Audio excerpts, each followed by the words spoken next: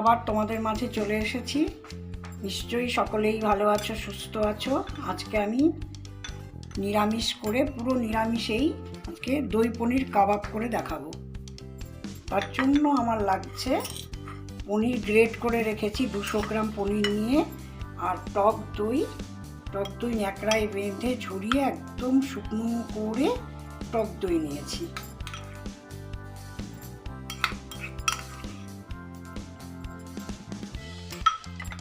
ছোলার ছাতু লাগবে আমার কাবাবটা বানাতে। ছোলার ছাতু নিয়েছি,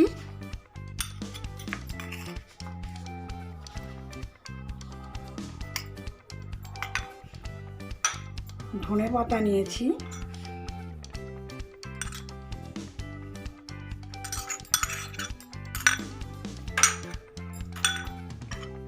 আর লাগবে একটু লঙ্কা, কাঁচা লঙ্কা একটু গ্রেট করে দিয়েছি, আর দিয়েছি সাদা গোলমরিচ হাফ ডাস্ট, তার সঙ্গে আছে কাবাব চিনি আছে, আর একটুখানি এলাচ পাউডার, আর একটু নুন। এটা দিয়ে আমি পুরো এবার এটাকে একটু মেখে নেব। হাতটাই ব্যবহার করছি মাখার জন্য।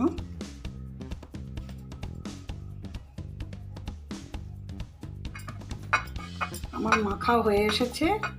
এবার আমি এগুলোকে বড়ার আকারে, যাকে কাবাব বলছি, সেই আকারে তৈরি করে নেব।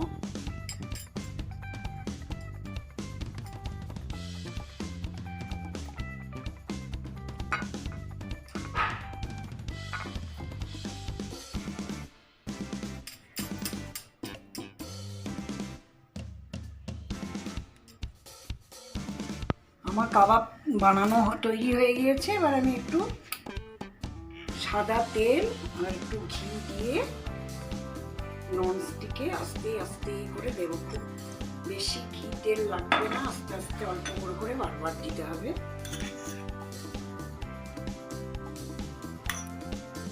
কাবাব মানেই ঘি লাগবেই।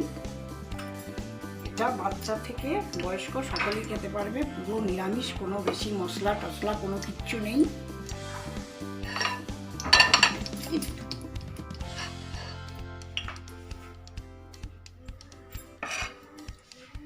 এবার তেল ঘিটা গরম হয়ে গিয়েছে। এবার আমি একটা একটা করে দিয়ে দিলাম।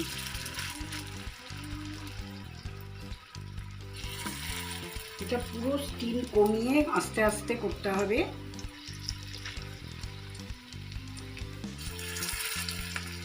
তোমরা করে খাবে, সকলেই খেতে পারবে। যারা নিরামিষ খাও তারা সকলেই এটা খেতে পারবে। আর একটা হচ্ছে যে যাদের সুগার আছে তাদের তো খুবই ভালো খাবার এটা। কোনো মিষ্টি টিষ্টি কোনো কিচ্ছু নেই, শুধু পনিরের ব্যাপার এটা।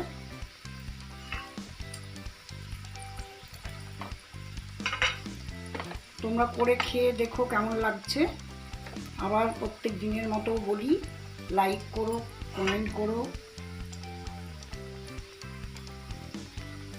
এবার আমার এক পিঠটা মনে হচ্ছে হয়ে গিয়েছে, একটু দেখে নিই।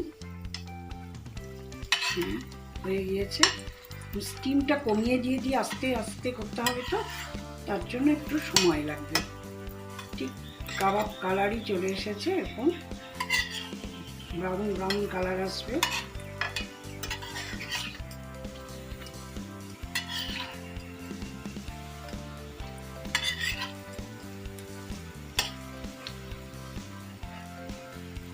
এতে কোনো মশলা নেই, কোনো কিচ্ছু নেই। খুব উপকারী জিনিস। একটু গোলমরিচ আছে, খুব ভালো জিনিস। এটা আমি এমনি গোলমরিচের গুঁড়ো অনেকেই খাও, এটা আমি সাদা গোলমরিচের গুঁড়ো দিয়েছি। আমি এবার এর ওপরে একটু করে ঘি দিয়ে দিচ্ছি।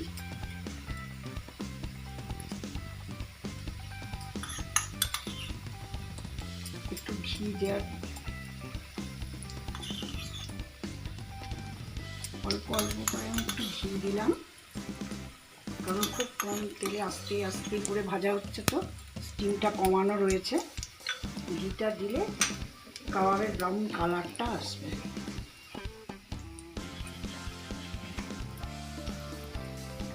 আর আস্তে আস্তে করে হচ্ছে, ভিতরটা আস্তে আস্তে হওয়ার জন্য ভিতরটা কাঁচা থাকবে না, আস্তে আস্তে ভিতরটাও শক্ত হয়ে যাবে। এই যে আস্তে আস্তে ভেতরটাও হয়ে যাচ্ছে।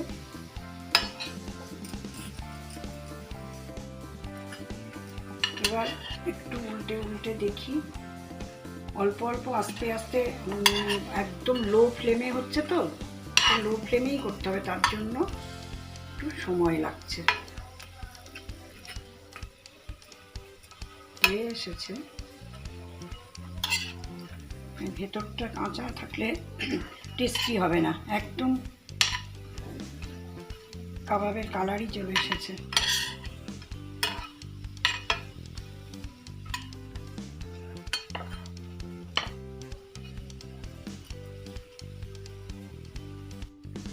আমার হয়ে গিয়েছে। এবার আমি পাত্রে নামিয়ে নিই, তারপরে আমি একটু প্লেটিং করব।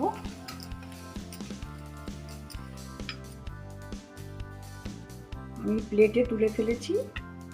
এবার একটু পনির গ্রেট করে রেখেছিলাম, সেগুলো একটু দিয়ে দিলাম।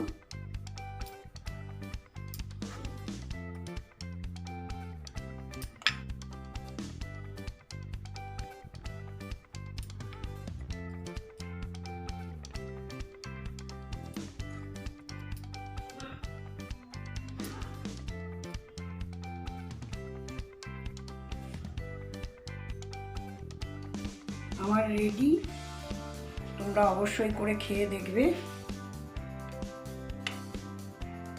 আবার দেখা হবে তোমাদের সঙ্গে।